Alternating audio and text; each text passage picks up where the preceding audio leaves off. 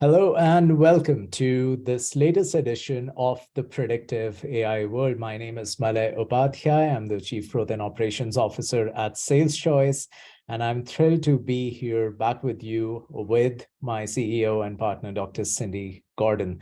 Our topic today for the discussion would be next rules of work. And what does that imply?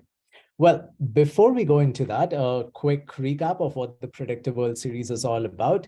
It's a forum on which we host experts in the fields of AI, of revenue enablement, of mindfulness, employee productivity, you name it. And we have over the years had some delightful conversations across our webinars, podcasts like this one, and of course, other videos, all of which you can find on saleschoice.com/resources. And there is some really nice gems in there for you to enjoy. Which brings us to the conversation today. Cindy and I are joined today by Gary Bolles from the Singularity University. Who is he? Well, he's a global expert on the future of work, learning, and the organization. He is also the adjunct chair for the future of work with Singularity University, which is a global virtual think tank. And he has a lot of courses on LinkedIn Learning and many, many, many more learners. So with that, let me bring Gary's voice in here. Gary, welcome to the forum. Oh, thank you so much. I'm really looking forward to the conversation. Well, we are looking forward to it as well. To guide us through that conversation and the richness, Gary, that you have to share, please allow me to bring in Cindy's voice. Cindy? Thanks so much, Malay, and Gary, thank you so much for making the time. As I mentioned earlier when we were getting ready for this, it's a cold day in Toronto, and I'm glad to hear it's nice and sunny where you are in San Francisco. Yeah. One of the things that I think, you've done, Gary, is step back and say, there's a new game in town and there's new rules of work. And I think our audience would really love to hear, in your words, what does that mean? Like, what are the next rules of work? What are the, the high points that, are really important to understand? Well, Cindy, I really appreciate it. I first off, I don't think I have to help people to get the memo too much that we are all undergoing an extraordinary period of what we at Singularity University call exponential change. First, there was the impact of a virus, and then these AI tools, and then the banking meltdown in the U.S. And it seems to be sort of one wave of change after another. So one of the most fundamental next rules of work is that exponential change is the new normal, or as we like to say, the new abnormal. But if we accept that this is just sort of the new way that our lives are going to work, there will continue to be these waves of change. Then each of us as humans, we need to have a new approach to how we can be continually adaptive. And so I'd say that one of the most fundamental core next rules of work is that there are three legs of the stool for how each of us as humans, as well as organizations, communities, and even countries, can continually navigate exponential change. And those three legs of the stool are mindset, skill set, and tool set. And I'm happy to elaborate on each one of them, but basically it's critical for each of us to be able to see that it is possible to continually adapt in a world of exponential change, but we need to be very intentional about it. And if in the past we sort of left it to chance and we sort of pivoted in our work or in our lives every now and then, we're going to find that many of us will need to be continually adaptive, and that we have to develop that next mindset, skill set, and tool set.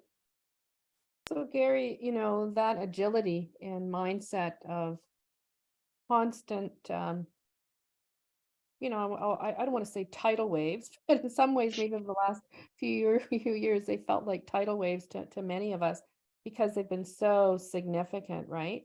And we know in the research that there's more to come, and that the distance of those, impact zones are shortening. The intervals are much shorter than they were in the past.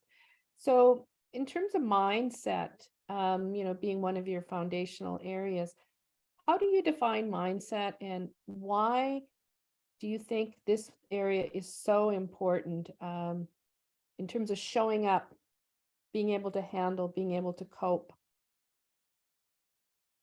So I'll take it at the individual level, and I'll take it at the organizational level. So for each of us as individuals, we have a peculiar set of functions going on inside of our minds, in the ways that we make decisions, and we're not often in touch with those. Often there's a whole bunch of different calculations that we make that we're not even aware of. And my good friend Dan Ariely, the behavioral psychologist, says, there's really two sort of functions going on. We're either attracted to pleasure or we avoid pain, and then there's a whole calculus that goes on, and then we sort of make up the reasons that after we have made a decision as to why we made that decision. And I know that sounds a little odd, but the truth is that what we develop as we grow from little humans to big humans is we anticipate situations that we are entering into, and I call that mindset. Whether you're walking into a meeting, you're about to get on a Zoom call with colleagues or friends, whether you're about to go walk into a restaurant, we prepare ourselves mentally for what's coming next. And so to me, mindset, and many people call this culture, or mindset in the organizational setting, is the aggregate of all the behaviors, the way that each of us approaches situations, as we encounter others, as we encounter problems, as we solve problems, and so on. And so many organizations, many companies talk about culture and trying to build a consistent culture. I talk instead about mindset and behaviors. It's how do we think about the situations that we're encountering, we're walking into, preparing ourselves for, and then how do we actually act? And if we understand better what motivates us, and if we understand within organizations how we can measure that, we can get sort of that Fitbit, that finger on the pulse for thinking about the problems that they're solving, the people that they're working with, and then what their behaviors are with each other, of continually navigating exponential change, because we can build a tremendous amount of, let's say, synchrony, connection between each of us, so that we are able to do that in as much coordination as possible. So, Gary, as you know, there's a lot of emphasis in the market on a lot of B2C applications for tracking mood and mindfulness. Yet when you get into the corporate arenas, they may provide toolkits for people or etc. But have you seen cultures, right from the top, make mindful, the sort of mindset orientation, that agility, the adaptiveness, and actually really integrate it deeply into their operational practices and behaviors? And so I'm really curious about, who do you think is best in class? I often see, companies, they may say mental health and wellness is our number one corporate objective. You're seeing more and more of that, or they've added it on. But when you get into the details of seeing the work groups and how they're, to your point, collaborating or having that synergistic support in the dialogue, right? Diminishing communication. Is anybody getting all the pieces right, or are we just, all still learning from your perspective? So I think it's a journey. I don't think it's ever a destination or a reachable, and especially in organizations of any size. So the minute you have two people in an organization, you have two often very different mindsets, two different sets of experience. And so trying to make sure all of that is done in synchrony can be really, really challenging. And as you scale, as we get bigger and bigger organizations, you have more diversity, more complexity, more distributed workforce. And so if we think of it instead as a journey, then what I like to say is decision makers in organizations have to choose priorities. That is, you can't be good at everything. And different organizations have gone through strategic processes to determine, okay, this is the thing we feel we need to be the best at. We are going to send all the signals to all of the workers throughout the organization and beyond that this is what matters to us. And then what we want is authentic behavior from the people who lead the organization, no matter what their work role is throughout the organization, that they're all trying to exhibit these consistent behaviors. And we use a model. It's funny that Malay was talking about the gems in prior podcasts that you've done, because we have a model we call gems. And so we say, we did a study of a lot of different organizations and what their priorities were around, again, what they often call culture, but what we call mindset. And we found 4 recurring mindsets, or rather priorities, for the ways that they wanted people to behave: growth, effectiveness, membership, and synchrony. So growth mindset comes from the work of Dr. Carol Dweck, and organizations that make a commitment to growth mindset believe that everybody throughout the organization has to have a North Star or Southern Cross, something that continually guides them in their work. They want to continue to learn. They're hungry. They're very curious. And I'd say the poster child for that is one of our clients, Novartis, 100,000 person pharma company. And they believe that every single person needs to have a learning path. They have completely deconstructed the role of the manager to what they call unbossing, so that every individual in the organization has an opportunity to try to lead, to try to be able to exhibit their own ability in helping to guide others in their work. And they have a deep commitment to providing the learning resources so that everybody in the organization can continually have a growth mindset. With effectiveness, there's a variety of different organizations. This is often called a performance culture. But we point to, in my book, in the Next Rules of Work, a company actually out of Russia called Avito. And there's the eBay of Russia, and they're absolutely #1 in their category. But Vladimir, the CEO, co-wrote a manifesto with people throughout the organization where they could point to the ways they wanted to continually be the most effective in their work. And I think everybody can sort of sign up for being effective. Not everybody signs up for performance, which can be kind of, can drive it sort of a toxic culture. But effectiveness in your work means that you are accomplishing the things that you committed to, that you have agreement for accomplishing. With membership, there's several different organizations. This is often called diversity, inclusion, equity. I use membership as sort of the wrapper for all of those, and there's no organization of scale that is perfect at this. But the ones that I point to that I think are great poster children that have sent the right messages throughout the organization, with LinkedIn, they have a commitment to everybody also having a growth mindset, but they also have a broad set of practices where they continually try to make sure that workers throughout the organization have a voice. On the retail side of things, of all companies, Rolls-Royce America, the CEO has said that he's not even trying to guide the culture. They have people from 137 different countries in their organization, and instead he wants to empower people to. And then finally, the fourth part of the model of the GEMS model is synchrony, is how we're connected, how we're aligned in organizations. And the poster child for that is called Asana. They actually have tools that are all about teams coordinating and collaborating on an ongoing basis. And the company was designed from scratch to have a set of practices to keep everybody with a synchrony mindset, an alignment mindset, where they're always in connection with their other team members and other workers, so that they're all trying to create value for their stakeholders in the same way. So that's a little bit long-winded answer to your question, but that's the way we think about each of these different potential opportunities for mindset, is to prioritize growth, effectiveness, membership, or synchrony.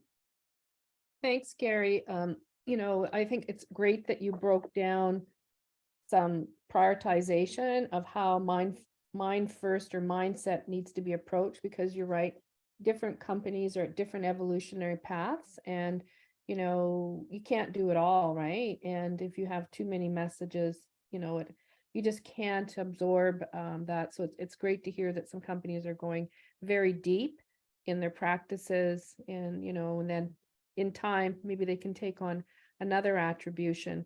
I'm sure some of these words still manifest in other ways, but there's just a depth of focus and a cultural dialogue that emerges.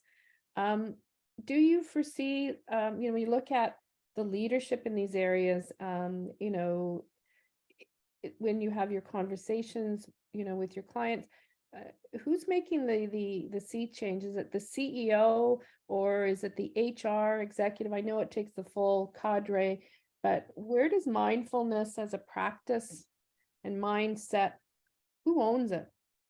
Is there an accountability? I mean, I don't know if it's a board of director conversation, although I think wise board members will, ask open-ended questions to see where people are in terms of, mindsets within their organizations, and maybe look for some perspectives. But do you see any pattern there of accountability emerging? So first off, I'd say mindfulness, to me, has its anchors in the growth of the individual, but then also in the membership, the messages that the organization sends for the people that they feel, where there's a great sort of Venn diagram in what people want the most and what the organization is providing in terms of a nurturing environment. And so the answer to my answer is that if what we want is to encourage the practice of individuals always being in touch with their personal feelings, the personal sort of finger on the pulse of how they're the ways in which they're living their lives and doing their work, and how intentional they are about their emotional and mental health and physical health, how much they are continually giving themselves the space for continuous growth. In an ideal world, yes, absolutely, the people who lead organizations need to be the ones who are continually not just sending the signals of telling people what they think is important in terms of mindfulness practices and so on, but they are actually exhibiting those practices themselves. And so one example that I use is the former CEO of CVS. Actually had a great conversation with him a couple of years ago, and he had just instituted a set of practices a year earlier. We're rolling mindfulness throughout the organization. And he was a regular practitioner himself. And he sent all the signals throughout the organization that he wanted to the company itself to provide this space, this time, the learning process, the support. And so he actually had a major shareholder of his pull out because he put those practices in place, and the shareholder thought this was just a waste of money and time. And he told me when we were talking a year after he had done this, that subsequently the company's value had shot up, and so he was able to point to that as an example of where a courageous leader — he didn't use the word courageous, so I did — where a courageous leader said, this is what is right to do for the humans in our organization, but it's also the right thing for the organization. And when you can actually send those clear signals, you can have that courageous commitment to mindfulness, then you have the opportunity to be able to help humans to just live better lives. And that should all contribute to the ability of the organization to create value for its stakeholders. Thanks, Gary. I really appreciate you sharing that story. Nothing is better than hearing an example of a leader that like you said, had the courage to see another path, but also put the investments that were needed to really have the impact and the desired outcomes, and and also being bookended with a successful result in terms of shareholder value creation. What are your thoughts in the sense of, with the boards of directors getting more involved into the conversations of mindset as in alignment with corporate purpose? It's obviously a lot written there in that whole field, and the importance of ESG as well. There's pros and cons and sort of another process to sort of communicate out, but it kind of gets into the sustainability side of I think being human as well, and recognizing the importance of building those practices. So any sense of, are we training boards of directors to ask some of these questions that you can see? So in the final chapter of my book, of the Next Rules of Work, I sort of pivot and I talk about the title of the chapter is The World We All Want.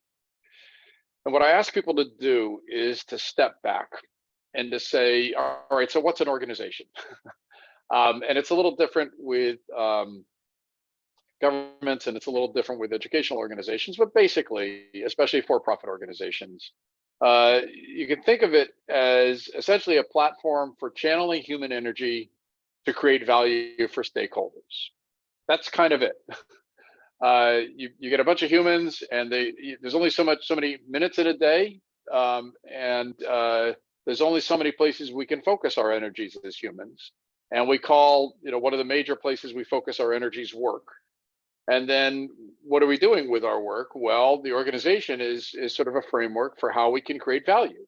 And whether you are assembling widgets on a production line, or you are handing a cup of coffee to somebody at a Starbucks, you're creating value. And so every organization has a set of stakeholders. And the board of directors in many organizations was hired specifically to manage the responsibility for delivering value to shareholders.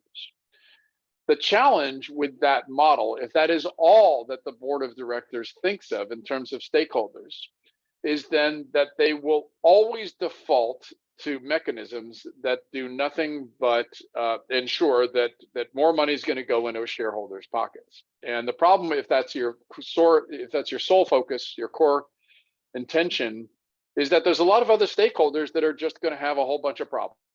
And it starts with the workers in the organization, the communities in which the organization operates, the planet. All of those are going to be seen as far less important stakeholders if they have any importance at all. So the whole model around ESG is, most people don't really sort of break it down, but it is the environment, that's the planet. It's social, those are people, and it's governance, it's how you run the organization. And we kind of lump all those things together, but they're actually three completely different domains with some overlap in the Venn diagram. And when we talk about the S, the social, if we don't highly prioritize the workers of the organization and say that these humans need to be given all the resources, the mindset, the skill set, and the tool set to be able to navigate exponential change, to be able to do their work, to create value for the organization's other stakeholders. If we don't highly prioritize those workers, then we actually cannot deliver the value to our shareholders or to the planet or to the communities or our customers, obviously a major stakeholder as well. And so this is a critical mindset with boards of directors and people who lead in the C-suite, is that they intentionally understand the range of stakeholders. They have highly prioritized workers, and they have made a commitment that one of the major ways we know we can help people to live meaningful lives, to be able to do meaningful, well-paid work, is to encourage them to be mindful about that process of living and that process of doing their work. So again, long-winded answer, but boards of directors need to be continually recalibrating around the opportunity to be able to frame the priorities of the organization around these different sets of stakeholders, and they need to have all of the metrics, all of the ways of understanding the value that's created, and empowering workers within the organization to be able to do their best work. And that then is guaranteed to deliver value to the organization's other stakeholders. Yeah, Gary, I couldn't agree with you more in the sense that we put a lot of emphasis in most organizations for a long time on skill sets and tool sets. And obviously with the increasing concerns on mental health and well-being, mindfulness is definitely, front and center. Do you see that there's enough investment focus in balancing out mindset with the other areas? Because obviously there's a harmony in, if I can use the word synchronicity, right, between the interdynamics here. And if you aren't dealing with the mindset, you're not going to show up and bring your best self to work. And there's a lot of research about what percentage of the human really does show up for work, fully engaged, right? And, the concerns about employee turnover, which, hasn't stopped, right? And people are, people are leaving organizations for very personal reasons. It's got nothing to do with maybe their income, right? They're just not happy, and the misery index continues to show humans are declining in happiness, right? The research out of the blind spot with the CEO from the Gallup. So I really love your closing perspectives about, do we have the balance in the harmonization of the rules of work? No, absolutely. I think so. So first off, for your listeners, I just want to point out. So I just I've got 10 courses on LinkedIn Learning with about 1.3 million learners, and the most recent one that just posted is called "Skills for Leading the Future of Work," and that's where I walk through that GEMS model, and one of the phrases that I'm credited with that I use often is we all need a 21st century skill set, and I talk in the course about some of the parameters for that. But mindset eats set for lunch. If you and your team are about to walk into a meeting and you think we've got this, or we've got the right people in this meeting, you're just as right as if you think you can't solve the problem, or you don't have the right people there. And so when you talk about harmony, and of course I use the word synchrony, but we're really talking about trying to connect all the different pieces of the ways that people interact or intersect with the organization. And if everybody in the organization feels that they are doing meaningful work, meaningful and well-paid work, that they are working with people that they feel like they have synchrony with, if they feel like they have a voice, if they feel like they have the continued ability to be challenged and to learn and grow in their work, then we often use the label of engagement. But again, I talk about synchrony, and I think that what many people who lead organizations are missing is that this is not just, what we've gone through is not just a pause during the COVID era and now the post-COVID era. I've called this the Great Reset. And what I believe is that there is a sea change, and especially a generational sea change, with a direction towards meaning and purpose. Now, we know from 50 years of our work with the book "What Color's Your Parachute," which my father wrote back in 1970, of all things, that some people they feel that they need to have purpose in their work, but I find the word meaning is more useful, because everybody can find meaning, even if you're just feeding your family and putting a roof over their heads. But there's a sea change towards meaning and purpose, where people need to feel that whatever is important to them in their lives, in the world, and what they think needs to come into being, that needs to have a tremendous amount of overlap with their work. And in the past, that didn't happen so much in many different, for many people in many different arenas. But now that is something that many people, and especially young people, are doubling down on. And so for people who lead organizations, what I suggest is that you do think about ways to be able to build that Fitbit for mindset. So you do constantly have the language and understanding of what it is that each human being in the organization feels is important in their work, and that you have a process of continuous co-creation so that you can continually help them to be able to either modify or develop the opportunity to deliver that kind of work. You have the flexible organization that allows people to apply their skills to the kinds of problems that they're most optimized for solving. And if you can do that effectively, if you can build that operating system, you will get all the benefits that we were talking about from the beginning around being adaptive and continually being able to deal with a world of exponential change. Gary, as I was listening to you, and just do a few builds. First, I do have your father's book on my bookshelf. I didn't realize that, but that was actually a game changer, right? In terms of reflection, right?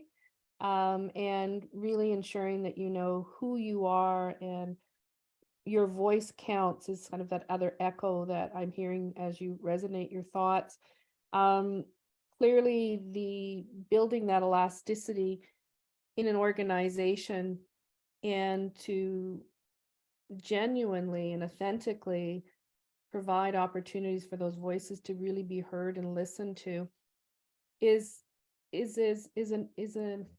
definitely a mindset, but also the pressures that we have for speed, right? We've built organizations where the hustle, right? Especially in North American organizations, and having myself just come back from 3 weeks in Vietnam, immersed over there, but also meeting with a lot of thought leaders in the AI field, which is the area we specialize in.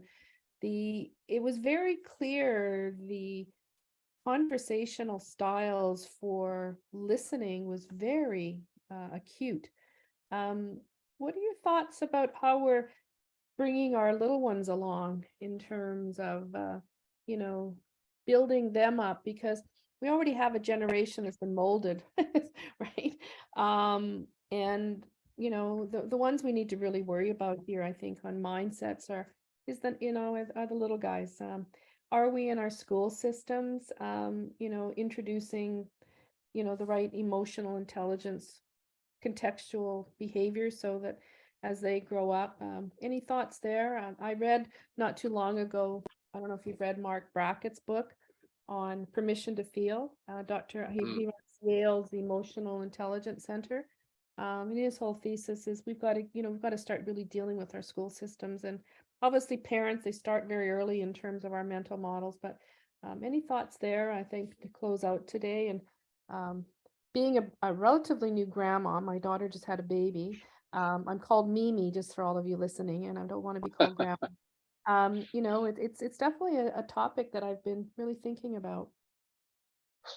So I don't have grandkids, but I do have a 27-year-old son, and if you notice me, I am known throughout the world typically as either Professor Gary or Uncle G. If you're under 25, I'm Uncle G. So the answer is no. I don't feel that, and I'm speaking globally. There are many school systems. Certainly, there are some cultures, but there aren't many school systems that are really helping to focus on emotional intelligence. I'm co-chairing in a couple of weeks a brainstorming session with some amazing innovators focused on connecting social emotional learning to the workforce, and the ways we can be preparing young people to be able to think about, and preparing employers to be able to think about, so many of these, what I call flex skills, that are often called soft skills. And I'll be co-chairing that with Dr. Laura Jana, who's the author of a book called The Toddler's Mind. And that's a great book, especially for people with young children, young grandchildren, because she talks about some of the skills that we need to develop. She calls them key skills, QI skills, that we need to develop. But the basic premise is we in so many things, we need to be more intentional. And if we left up to chance, the idea that a little person, a little human, was going to somehow see the emotional cues of others, develop an understanding of how to use social interaction skills to be able to continually play well with others. If we leave all that up to chance, sure, there's going to be some people that are going to figure that out and are going to become really, really functional adults in the ways that they are able to interact with others. But for the most part, if we leave it up to chance, a lot of people don't figure it out. And without giving them a common understanding, a common language, common practices to be able to demonstrate emotional intelligence, ways to be able to collaborate with others, then we're actually putting handcuffs on them. We're limiting them. We're constricting them in their ability to be able to adapt to a world of constant change. And we see this in so many ripple effects throughout our societies and throughout our organizations, where we get polarity, because there are some people that are all in on trying to understand the needs of others, and there's some whose reactions to change is to sort of fall back and default to more focusing on their own needs and their own processes. And so I think the more we can bake these in intentionally within our learning institutions of learning, which we call schools, but also for parents. We need to equip parents with this mindset, skill set, and tool set that will help them to be able to prepare these young humans to be adult humans, so that we can all have the kinds of societies and organizations that we all want. What a wonderful way to conclude, a discussion, not just on the next rules of work, but also the future, not of work, but also just the future of humans, right? As we continue to see change after change. I was reading just yesterday, I'm heading off to Nashville here shortly, Gary, to speak to, I don't know, about 100 insurance executives on generative AI. And I got really into looking at the impact of jobs, and it didn't matter what you were looking at. It was really reinforcing your point about building human capacity to be more agile, be more alert, be recognized that, it is a journey, and that but building that resilience, if I can use that word, is so critical, because we'll all have to continue to adapt, and at speeds that, for knowledge workers is going to be quite unprecedented. I mean, this is one of the times which, knowledge workers will really be impacted, much like we saw in the manufacturing era, right, with the shift in the blue collar workers. So Malay, I'm going to turn things over to you to thank our guest Gary, but on my side, Gary, just thank you for a delightful conversation, and look forward to a future one, and your future research as well. Thank you so much for joining us, Malay. Thank you, Cindy, and indeed that was a very telling conversation. To the audience who was listening in, remember, growth, effectiveness, membership, and synchroning. Those are the 4 keywords if you want to walk away with something incredibly important and illuminating. And with that, we, of course, come to a conclusion with this conversation. If you would like to get in touch with Gary, the email and the website are on your screen. There's also a link, although you may not need it. You can find it easily. His book, The Next Rules of Work, on Amazon. It is, as Gary mentioned, about redefining the fundamental nature of work, of teams, of organization. And I invite you to check it out and to learn all the things that Gary touched upon over the course of this conversation. I would also like to remind you to visit our website, saleschoice.com/resources, to look at our AI predictive world, to check out the webinars, the podcast, the white papers, blogs, many other thoughtful thought leadership content that you can learn from. And with that, Gary, I would like to thank you for joining us today. It was really, really helpful for you to make your time and give us those inputs that are going to stand with us. No, thank you so much. It's been a wonderful conversation. Thank you so much. And everyone, have a wonderful day and stay productive. Bye-bye.